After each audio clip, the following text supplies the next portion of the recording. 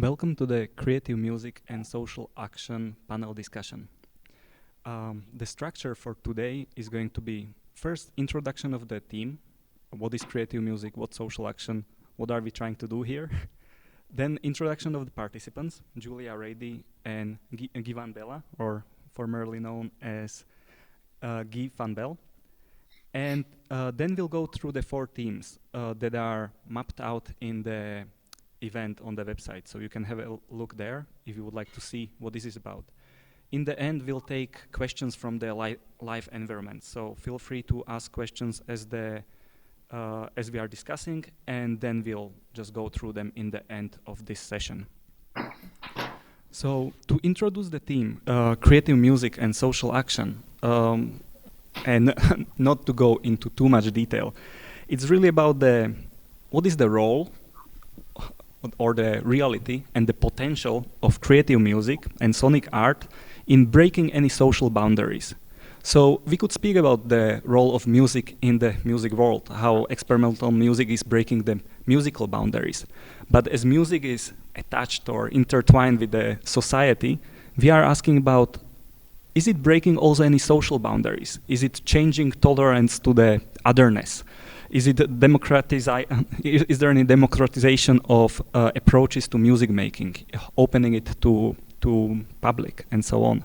So that's kind of the wide topic. For saying creative music, it could be quite elitist, like the other music is not creative and so on. As a topic, it's about, let's say, like continuation of the 20th century, like the musical era that has been really radical, but also very strongly conservative, and things are mixing there. So creative music, to define it a bit, it's the music that is trying to resolve some musical issues, polyphony. It's trying to redefine or attack the traditional parameters of music, form, melody, rhythm, and also change identity of musical instruments. Look at the social context of performance. Just a bit of subversive music. And social action, it's about people coming together, trying to improve lives and solve the problems that are important in their communities. And when we group these two topics together, it really comes to the question, what are we doing here? What is experimental music doing? And what impact does it have on society?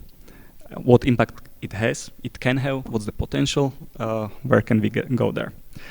For this discussion, we invited two participants at the Next Festival 2021.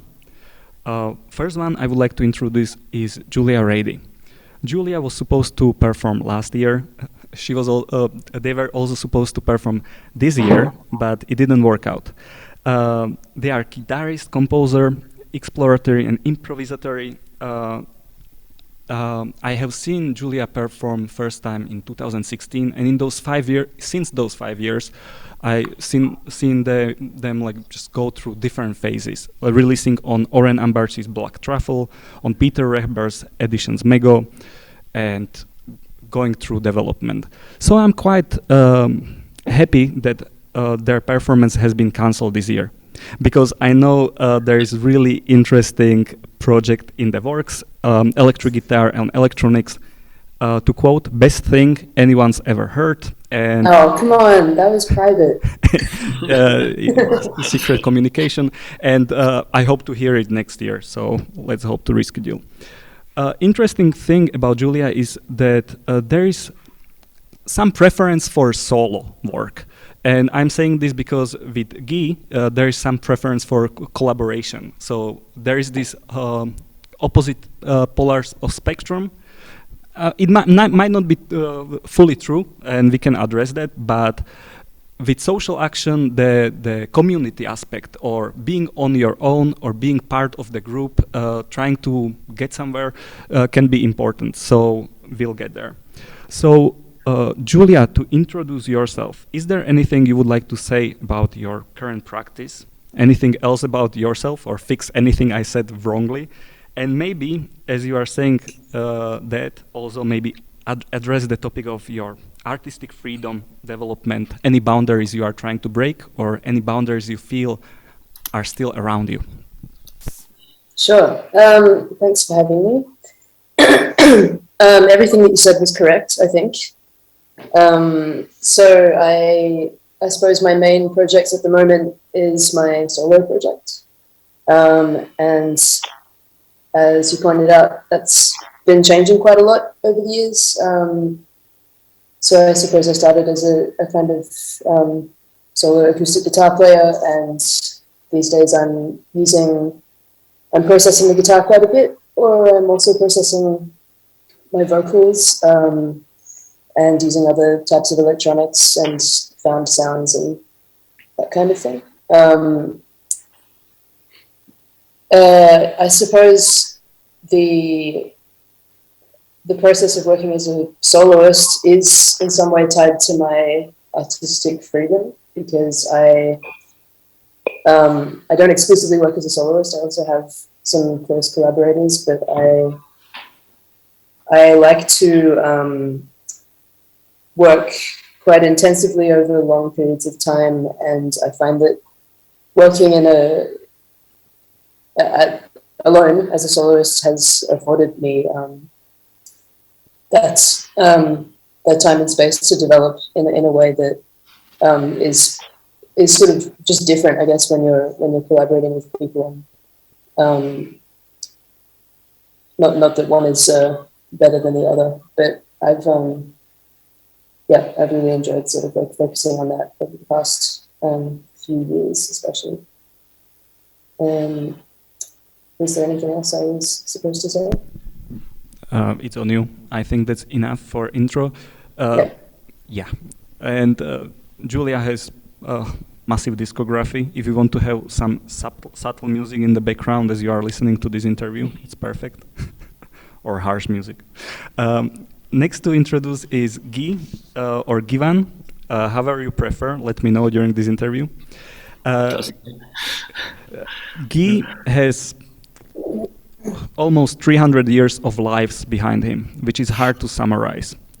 But the main difference, I would say, it's really strong focus on the collaborative, collective exploration of creativity and social action. There is many groups of artists, performers, regular folk you've joined or been part of or led. And when I was researching what to say, it's like, there's too much to say. So I asked somebody who knows you very well, because you lived in Slovakia, and these were the ingredients, they said, that you are coming from. The radical, experimentator, musician, sound artist, and social practice. Those were some of the keywords that I'm using here to introduce you. But feel free to add anything that you would like to just build on top. Guy is running a marching arts workshop, and tomorrow there is a performance at 4 o'clock in the virtual space, virtual marching. So if you'd like to add anything about yourself and a couple of words about your current practice, artistic freedom and boundaries, please. Yeah, first of all, whatever people tell about somebody else, usually half of it is not true. But anyway, I think I always like to work with other people, especially with music or with visuals or with, it doesn't matter. For the reason that when you do something yourself and you make it, then you have to be reflective on it, but you're still just the whole time busy with yourself. And when you're working with several people, the outcome is usually from the beginning uncertain. You can be nervous about it, that you don't know where it will end, basically. But the best outcomes that I had over the years is when the outcome is completely unexpected, and secondly, that you don't recognize your own almost in it, because it's so mixed with the others, what they did, that you think, oh, what did I do? Especially after a while, that you forget, did I play that? Or, you know? And these are the best things that can come, that you can sit back and almost enjoy this group outcome instead of your own thing. And for a while I did things solo, but then I decided completely to stop it. I could do what I want by myself, so it's better to invest in what is under the broad thing as collaboration. But I think it's also like this that you say. I moved to several places around Europe where I was living, and every time I tried to make something, to organize something where other people could benefit from. And finally, now over the last years, I live in the countryside in the middle of Czech Republic, and it's a completely rural area. It's close to a natural area, protected agriculture. I live in a small hamlet of 20 people, and then the village a bit further is 400 people, but that's 5 kilometers further. And then 7 kilometers further, there's the big city of Goethe-Institut, which has probably not more than 8,000 people. So it's a very, very small rural area. And I think the reason why I try to organize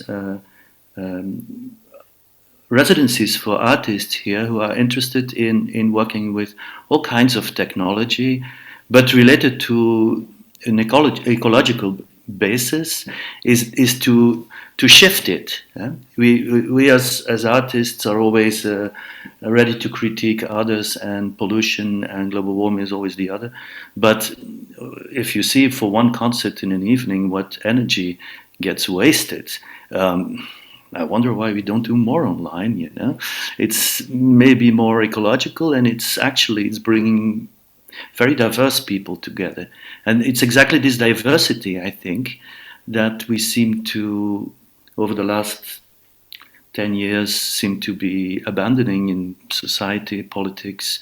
So and that is a major influence for me. I do these three things. I try to develop works with people, then also the residencies, and thirdly, I also work for University of Ghent in musicology, part-time. And actually, I love to do it because my colleagues are doing research about what means sound and music to us. And they don't do it like a traditional musicologist. They are systematic musicologists. They work on biofeedback. They work on how the body reacts, but also how several people synchronize when playing music or listening to music. So it's a very interesting background if you think of music, and not only as a person listening to it or playing it, because there's a definite relationship, but also several people doing this at the same time. Yes. So I think it's normal that people. A little note on what I do with why am I almost fascinated by marching bands. It is because it's a completely different way of making music. First of all, if you go to a traditional music school, you will always be almost be drawn into this solo work. You learn piano, well, you have to sit at the piano, you have to sit and learn your lessons well, and do the finger exercises. The same with the other instruments. When you go, the opposite, the old way, is that you go to the local marching band in the village, and what you have there is like young people, old people, amateurs, people who play almost professional, and you are added to a group, and you have to play together. So you first learn to play together. You don't learn to play solo. You learn to play together. And when you're good enough, you solo. So it's a complete opposite way. And then finally you have performance. It's not bringing them musicians or artists in a kind of a room without windows, very dark and amplified, and technology is there actually to eliminate the reflections of the music, and then everyone is sitting still, and at the end they applaud, they have to pay for it and things like that. No, a marching band goes around and brings the people to goes to the people instead of the people to the musicians. So it's quite an opposite kind of thing. And so I'm not the one who's very sad about what's happening in the world now, and that we finally can explore networks more, because that's another fascination, how more and more, due to the nature of the networks, we can play music, we can play rhythmical music, which was 10 years ago almost impossible, how we can create almost a kind of a group idea and experience while we are not together, actually. Okay? So that's a bit in a nutshell what I like and what I like to work on. You know? It's like Thank you. Julia, always feel free to jump in with a question. It's more like three friends meeting at a bar than panel discussion. And just to continue on what Guy just said, like, you've been always good at performing solo. You've been there, you can do that. But what's your take on this, the power of group? Have you ever considered this? I know you've been part of some collectives, but there's that strong preference for solo. This is directed at me, or? Yes, this is for you. Okay. Yeah, it's your take on all the individual and collective power. Yeah, I mean, as I said, I work a lot as a soloist, and that is not because I don't see any value or have not had very many valuable experiences working in groups. I think that more recently for me, it's been about realizing a particular idea that I've been quite obsessed with, and that it happens to be that currently my preference when it comes to process and performing is to do it by myself. But in the past, I've been in some really great ensembles and bands that have taught me a lot. Namely, the Spirit Orchestra was a group that I joined when I first moved to Berlin. And yeah, I mean, that was a very formative experience because, I mean, ironically, it was also quite a lot about kind of individual practice and sort of deconstructing this idea of an orchestra that plays together in a conventional way. Obviously, it was much more about people with a particular take and a particular sound coming together to sort of play almost at times what feels like kind of in parallel as opposed to as a group with a unified sound. So that was very interesting and kind of important for me to play in that context and to sort of simultaneously feel like I was developing a sort of like soloist approach, but in the context of this larger group. And I think that's a really nice kind of the idea of sort of like breaking down traditional conventional notions of virtuosity or musical ability in these kinds of contexts is really important. And sort of like not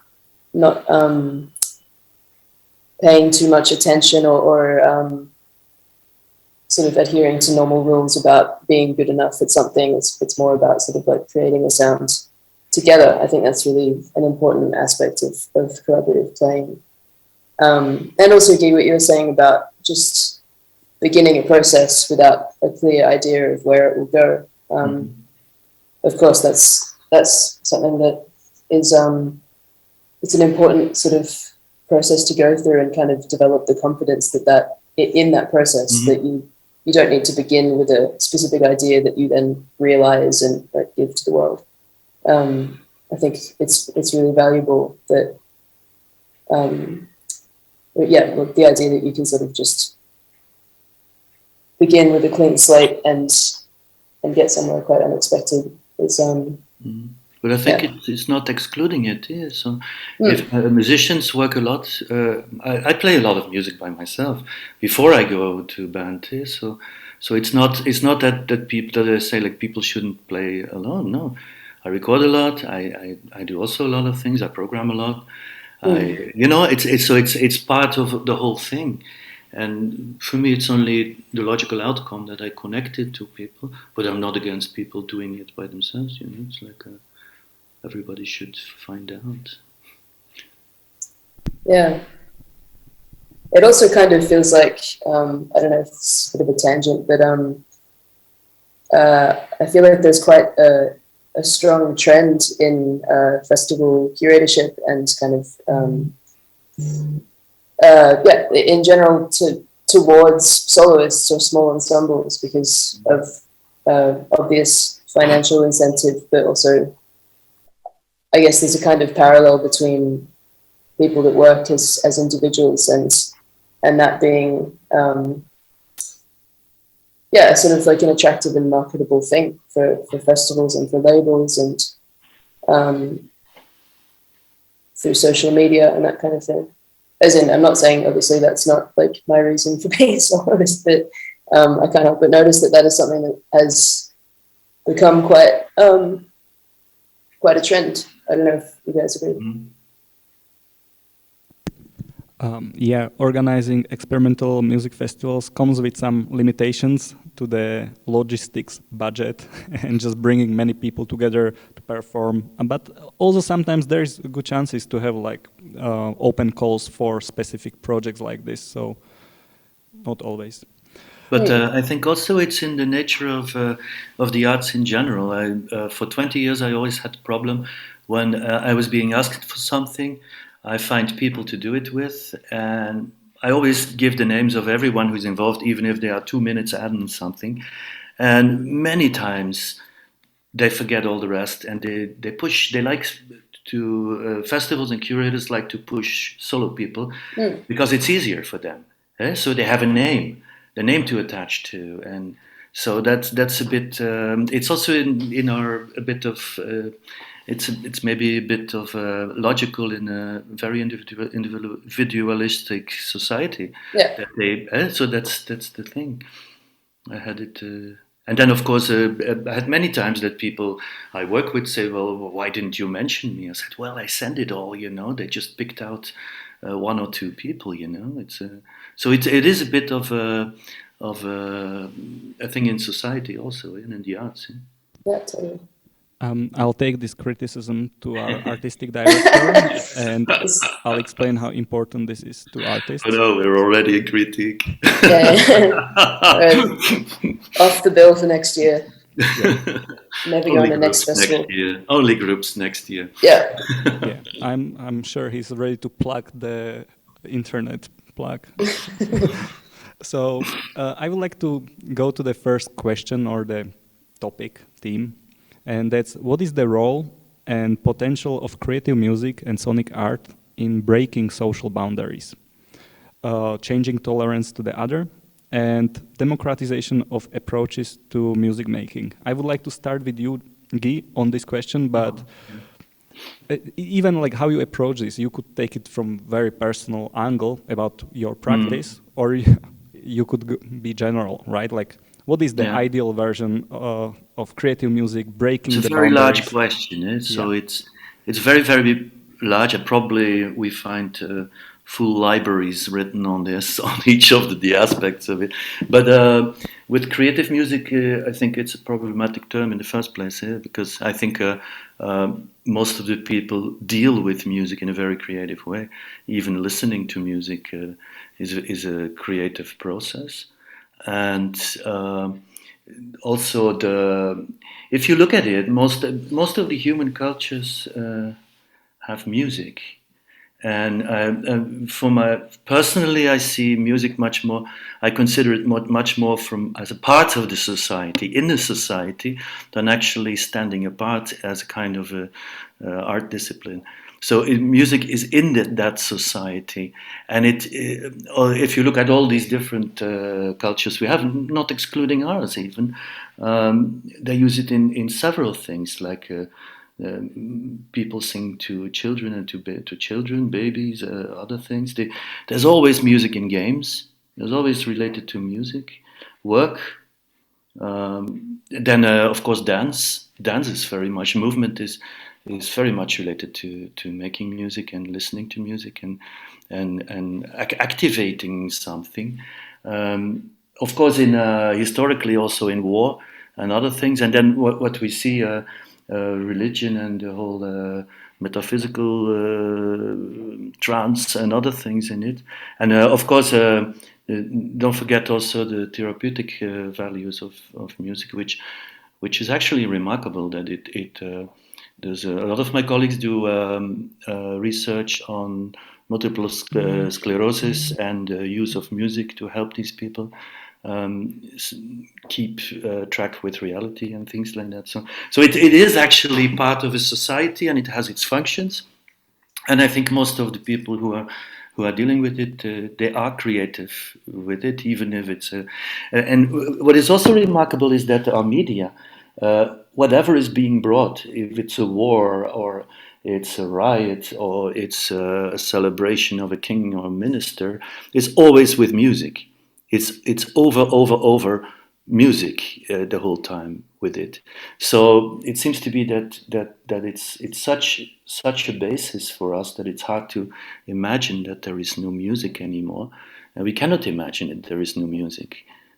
So that's the first. So I look at this the role of music not so much as that it pushes something or that it has a purpose in changing. It is part of the society and part of the changes that occur within it. What's the name of the singer? Yeah, like for instance, when Havel went on his famous balcony, then he pushed Kubishova forward, and she sang a song. Did she push the revolution? No, she was part of it. She was part of the representation and the styling of the revolution. She was part of the social action as a stylistic feature. And you see this also in all music that is being used within the context that I mentioned. We seem to, on a personal level, translate our experiences through music. Then also, we do a lot of things. We give ourselves an image through it. And I think that's much more the true value of music, that it's being used within the actually. It's not suggesting what to do, but it gives it almost a design, even if it's against the previous design of society or the arts or whatever. If that answers it partially. Yeah, I think these questions are very wide, so it's about what you find in the question that we can address through your work. Julia, for you, would you say any of your performances or records are breaking any social boundaries, or they are changing tolerance to otherness, or the experimental part, the improvised? Do you feel like this about your work, or do you ever think about this? Yeah, I think about it. I'm not sure if I'm the best example of an artist who does these things, but I think just generally in response to the question, while I totally agree that all music entails some creativity and experimentation. So therefore terms like creative music and experimental music can be a little bit frustrating.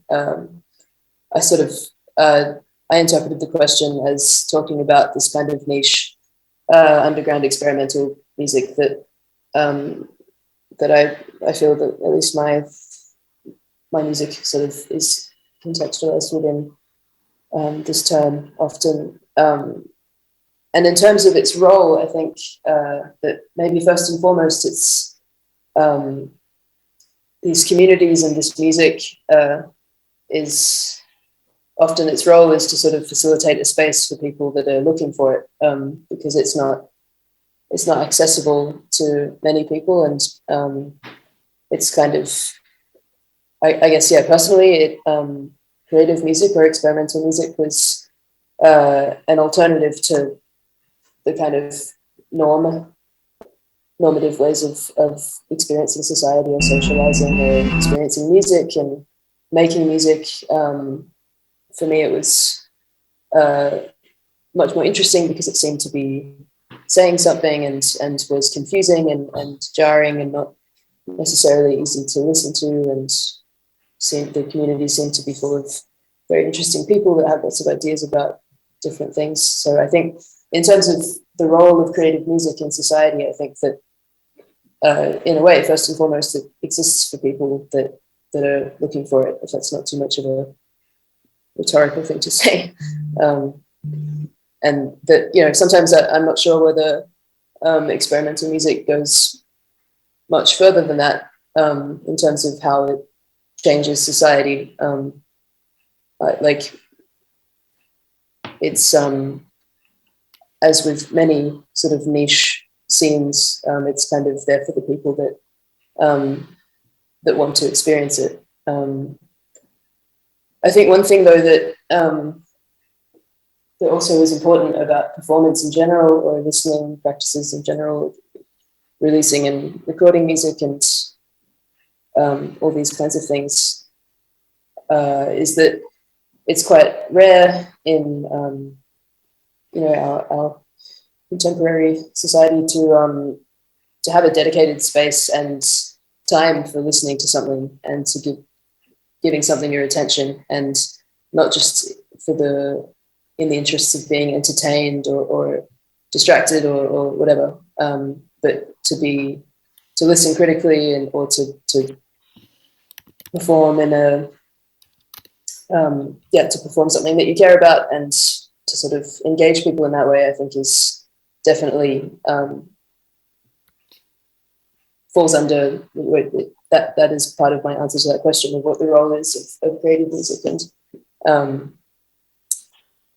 so yes, you'd like to say something? Yes, it did a lot. I think you mentioned some crucial things about limitations, about accessibility, reach of creative music and experimental music, dedicated spaces, dedicated time, and the split between the just when culture or events are for entertainment and when there is something deeper, engaging going on. And I would like to continue on this, even with these limitations. How do you think we can translate pushing the aesthetic limits that you are doing in your work and challenging the audience expectations when you manage to find the audience, because that's the reach issue, into breaking the mental and cultural stereotypes about the music, about self, about any element of the performance? So I know you said about the limitations of reach and accessibility, but still, from your personal experience, there probably was something that happened in past that was about challenging the audience expectation and expanding their horizons or breaking the stereotypes.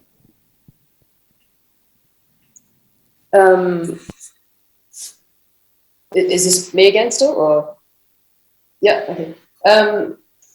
Yeah, I don't know. I mean, it's also kind of a stereotype in itself of exploratory experimental music, that it needs to push limits and expand horizons and break boundaries. And I mean, I think that's also kind of the hallmark quality of lots of things that purport to be avant-garde, right? That they're sort of pushing in some way and breaking through and making sort of, commentary on society, and that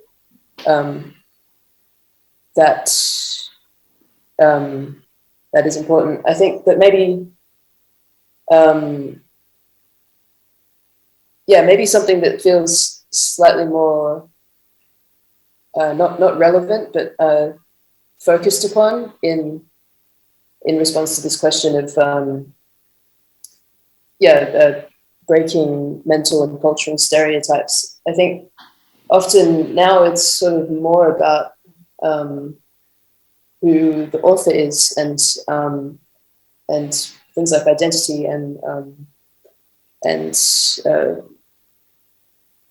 the standpoint of the person who's presenting the work that seems to be at least on par with the aesthetics of the work itself, if that makes sense.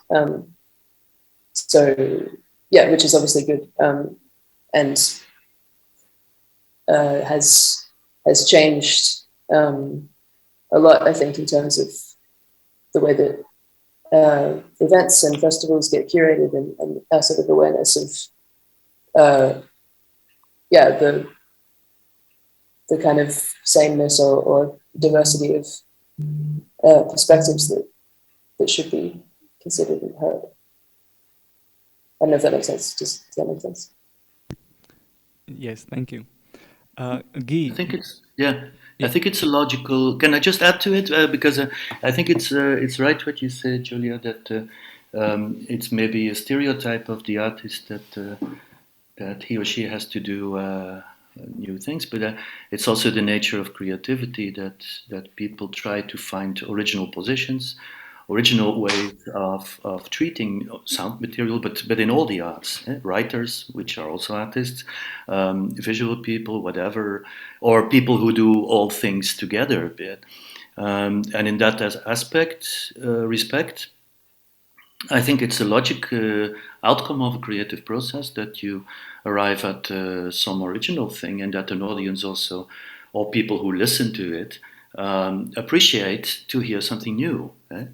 And so the second thing, which this is not the revolutionary point, the more interesting part is when, for instance, you try to do something that concerns you, with a certain content that concerns you. For instance, the bigger problems today will be, of course, global warming, ecology. Apart from that, I'm not minimalizing it, but the whole crisis on the borders of Europe, which is makes people cry when you see what we do to others. But let's take the first one, the ecological point. What I said a moment ago. What if you don't use the grid, the electricity grid? And we try to do that. We built our own amplifiers who work on solar energy, and you go outside and things like that, and you arrive automatically at a different aesthetical outcome because you use your instrumentation, you use another environment, you are fascinated by it, so you develop a new kind of method and a thing like that. And so I have this. One of these bands is called Rural Development. That's the name of the band, and it is actually what we want to do. It's we did a couple of concerts which were for a very interesting initiative, Réveil.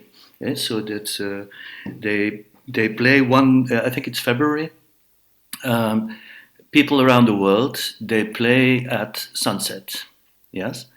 And so, because of the sun that goes in a different, is gradually turning around. No, well, the Earth is turning around the sun, of course. You have 24 hours of musicians playing with the sunrise, you know. And this was an interesting thing because we connected with 4 people, one in Bretagne, Dominique Leroy, a very good artist in the countryside. 2 people from Berlin, from a garden, a city garden, and I was here in the middle of, in the hills, the Vysočina hills. And so the point is that you go outside, you wait till it gets light. Of course, it gives you a complete different way of playing things. If you play electronics that are light sensitive, you have batteries that run out, etc., etc. So it's not only the aesthetics that changes because you want it.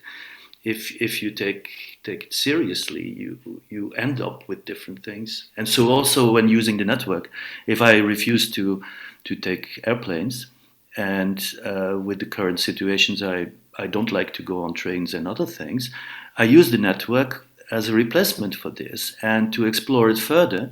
And I think all the things we do over networks have a special quality that you cannot find by standing sweating next to each other on the stage. This ties in really well to the next question. So feel free to continue with your answer as part of it. You mentioned some really like the individual aspect of the change you are bringing, but while the avant-garde music or experimental music, creative music, not necessarily always political, but how can it drive or inspire social change through any musical practice? Because you are speaking about social change in context of changing what's normal in society and changes to how we approach what are the normal social behaviors, like just in relation to the electricity or self-sustenance. That's your practice, but would you say it's inspiring social change at a wider scale? You can push it by answering, if they ask you to do a performance and you say, no, I don't play inside, I play only outside. That's the first thing, because you move the whole venue plus the audience in a place where they don't expect you to do it. Secondly, I'm working now on a larger piece for next year, which will involve a kind of a choreography with people, the audience itself. So they are involved in the piece itself, and they will be sonified too and things like that. So you can bring people in situations that are unexpected, in which they react very positively. I remember we organized 3 years ago an experimental fanfare marching band event here. And the funny thing was that we came to it, we asked how long ago since there was a marching band here, and my older neighbors said maybe the end of the 60s or beginning of the 70s. So they didn't have this experience of music outside. And there is a pond, a fish pond here, a bit further.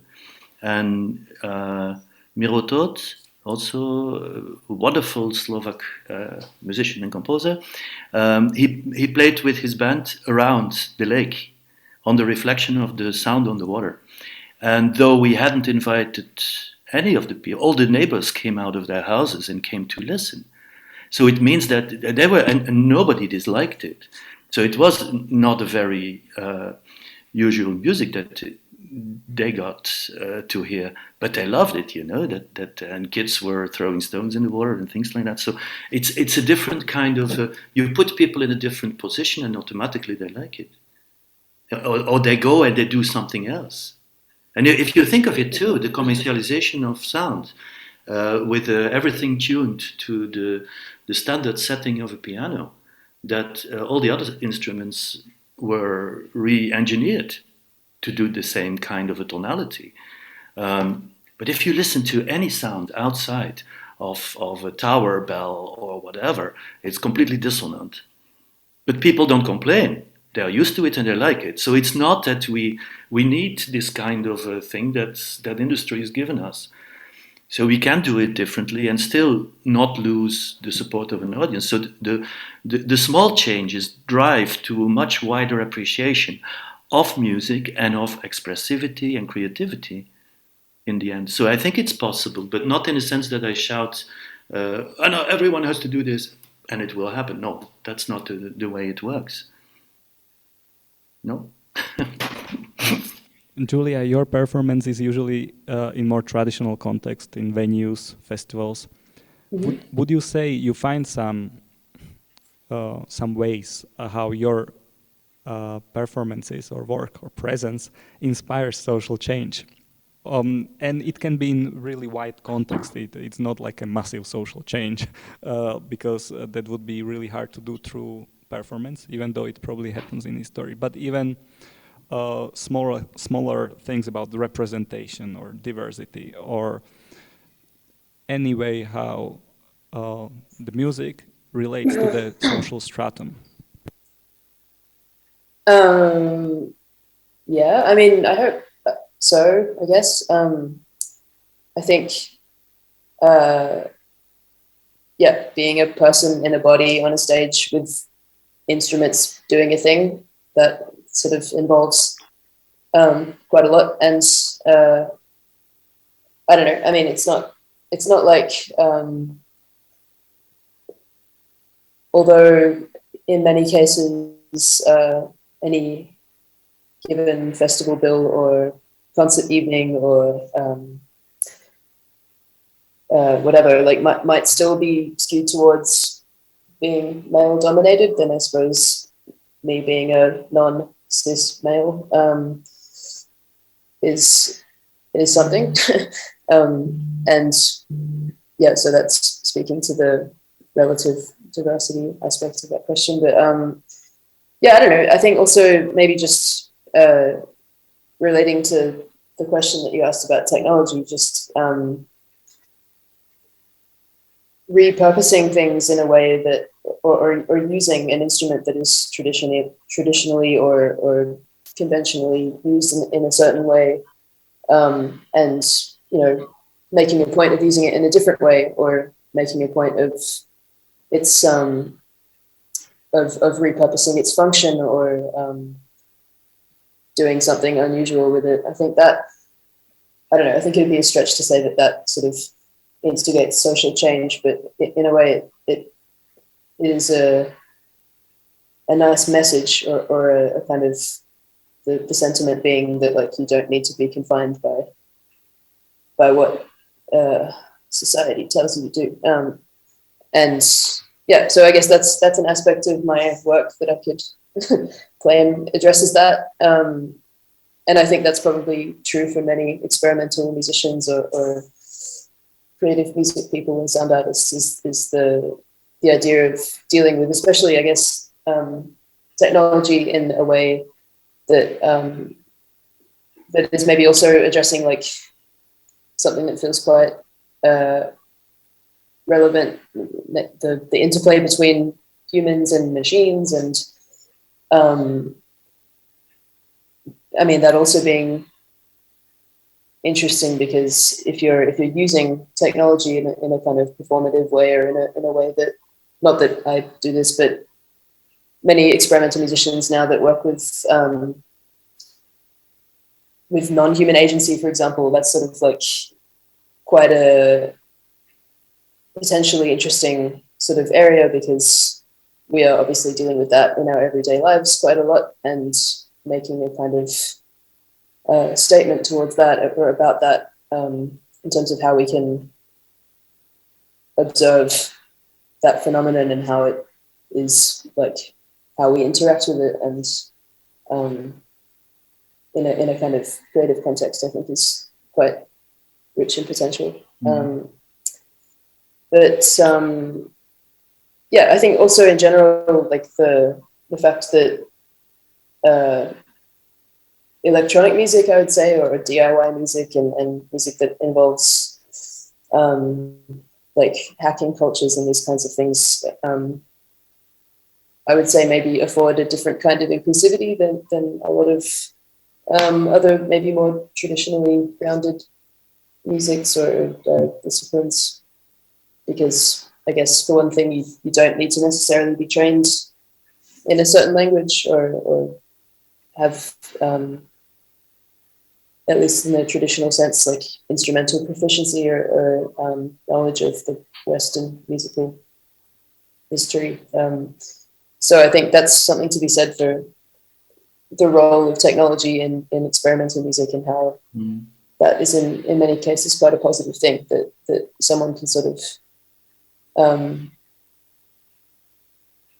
learn how to use something, of course, with the kind of like fundamental level of access to gear and the financial kind of.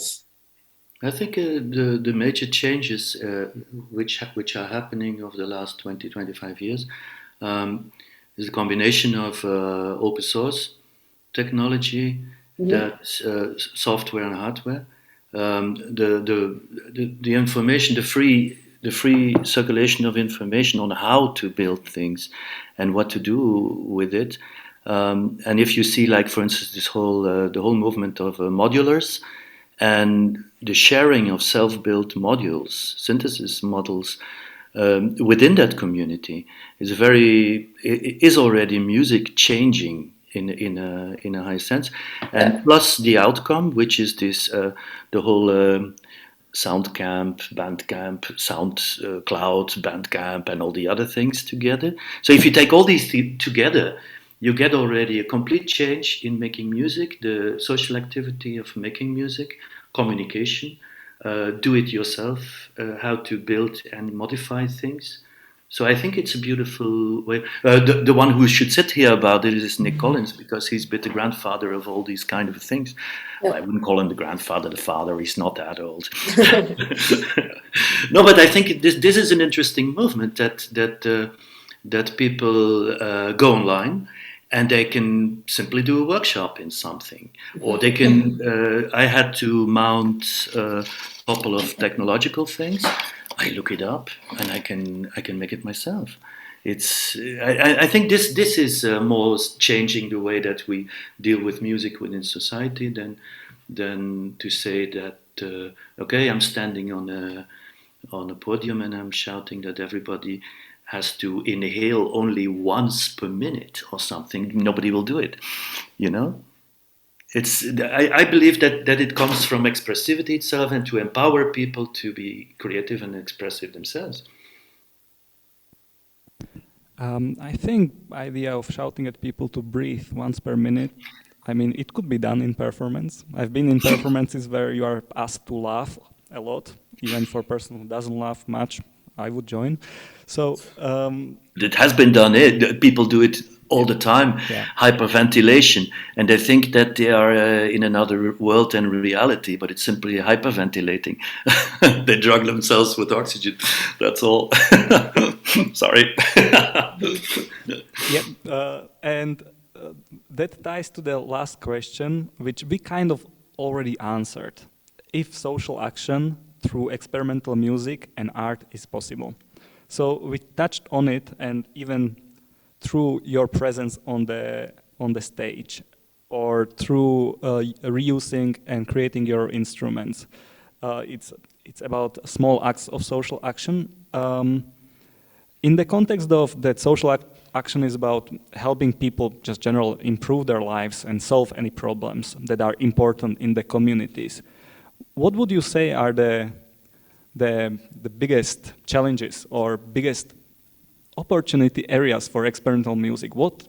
On what scale can really experimental music can instigate social action?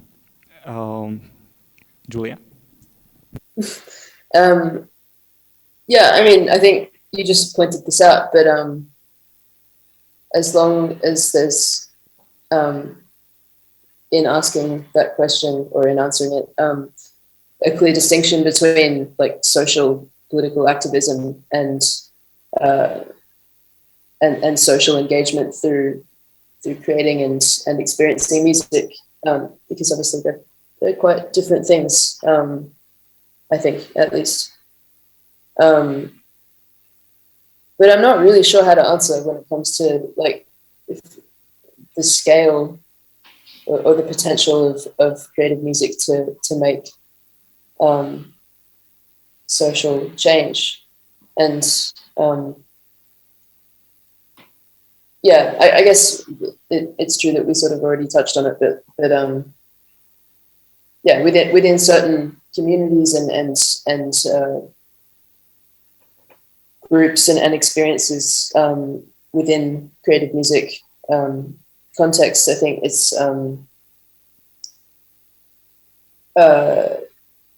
yeah, there's a lot to be said for the sort of social change within a person, within a community that brings about. But I guess it's not necessarily a criticism, it's more like I just feel like that beyond the people that are included in these communities and the audiences that attend them and the people that are involved in the scenes, which is usually, I mean, it's a lot. There's a huge international community for this. I don't know that like it beyond that, it like inspires a huge amount of social change, which might sound cynical, but it's actually not. It's just that it's sort of like an alternative to normal society, to normal ways of experiencing music, rather than a sort of like, revolutionary force or something. I think that's the thing that's what I would say, if that makes sense.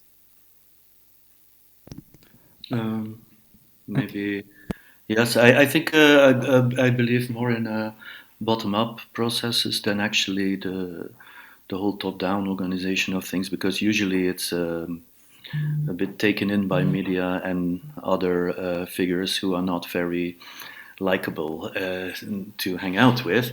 But I know a couple of examples of people who tried. So, for instance, the group around Miloš Wojciechowski Sense, they just published a very interesting almanac. So if you type in CENSE and almanac, you will find it. And it's all about the same question. Can field recording and so on, can it influence our behavior towards nature and ecology? It'll give us another vision of it and an easier thought. That's from that side, I think, a very interesting example.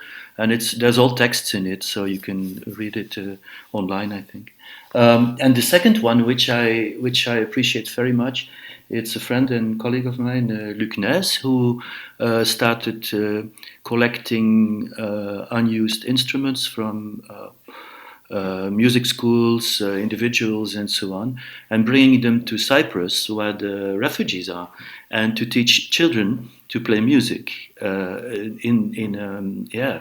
It's a very sad situation these people are in, and just to bring them at least some pleasure in music, and so I think it is quite a contrary movement that artists and people do than what you see on the border with Poland and Belarus, or the crossing of the channel and things like that, and the reactions of politicians that are abominable, that they should, they are criminals if you look at it. And we will be punished for it, of course, all of us will be punished for it within 10, 20 years. The same thing, the same atrocities as we were doing in colonial times, we do now with trying for the first time in history to stop a natural migration, and this is where I think that when you are in the arts, that you can do things. You don't have to do always the things like Luc, but I think it's very brave and very needed in a sense. But you can do small things that's like I'm telling you here these things, and we are in a very small group. It's like 10% of 10% of 10% of 10% will watch the stream, right? But it's important it's being said, and it's important it's being mentioned. Sorry. No, actually, everything you just said made me also realize how cynical maybe what I said sounded. But I think that it's definitely true that like the relevance of something or the impact that it makes shouldn't be measured by how many people pay attention, of course. So obviously in that sense, like there's great potential for social change within experimental art practices, and I think you just named a few really good examples. Thank you. That kind of concludes the main part, and Guy, as you mentioned, the audience, the 10% of 10%. In total, of 10, eh? Yes. Opens a question. If there are any questions in audience, I don't see any on the chat. I prepared one question just to wrap up everything. But yeah, if I can get any confirmation there are no questions, even that would be quite good in the chat. Maybe this 10% that lost their connection had a question. And that was the important percentage. My last question goes to Julia. As I was stalking your interviews before this, I found out you are reading Sarah Ahmed's The Promise of Happiness. Have you managed to finish the book? No, I haven't, which is embarrassing because that interview was quite a while ago. I thought it relates quite to this discussion from the level of, or the perspective of happiness, right? Mm-hmm. Because Sarah Ahmed in the book says that happiness sometimes is used to justify social oppression. And we would have to go deep in the book to explain it, because it wouldn't be like your first thought, oh, happiness, like why would it be connected to oppression? But the idea that challenging oppression creates unhappiness, it's probably easier to digest. If you need to fight against oppression, yes, in the end you might be happy, but usually it's about struggles. And I was just thinking, if you're reading this book, if it relates to this discussion in any way, the happiness element or aspect of social action and the change. Yeah, well, I think that quote that you just quoted is a good sort of like point to. It gives a good impression of what the book talks about, and yeah, I suppose that sentiment is kind of it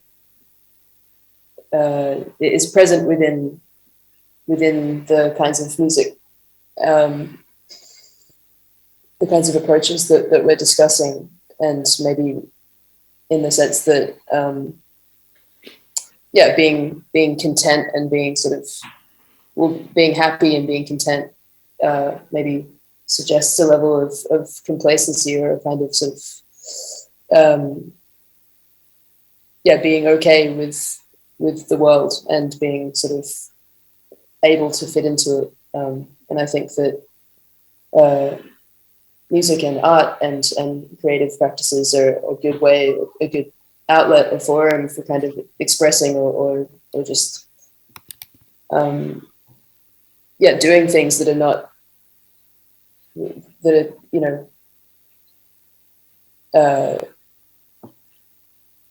that are sort of outside of that, and whether that's within the content of the work itself, or just the fact that you're doing it, sort of pushing against that sort of, yeah, complacency or happiness within a society which is definitely quite damaged. Thank you. Guy, do you have any closing words, or do you want to add anything? Did we forget something Maybe important? what I was reading now it's a very interesting book, Henk Jan Honing, and it's a Dutch scholar, but it's very, very accessible book, and the title is The Evolving Animal Orchestra, and it's a very beautiful book in a study on how animals make music and why. And it's very, very interesting for humans to read this. And so I just finished it. I was very charmed by it.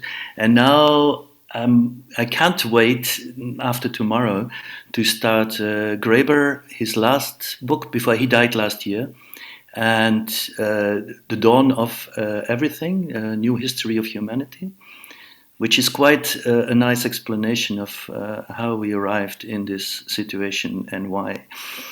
Yes, so it's you know, Graeber's work. He's maybe one of the uncompromising philosophers of social action and all these kind of things. So yeah, we can talk about it later when you're ready to. Thank you for the book tips, and also thank you for this discussion. Thank you. To sum it up, I think we found out that the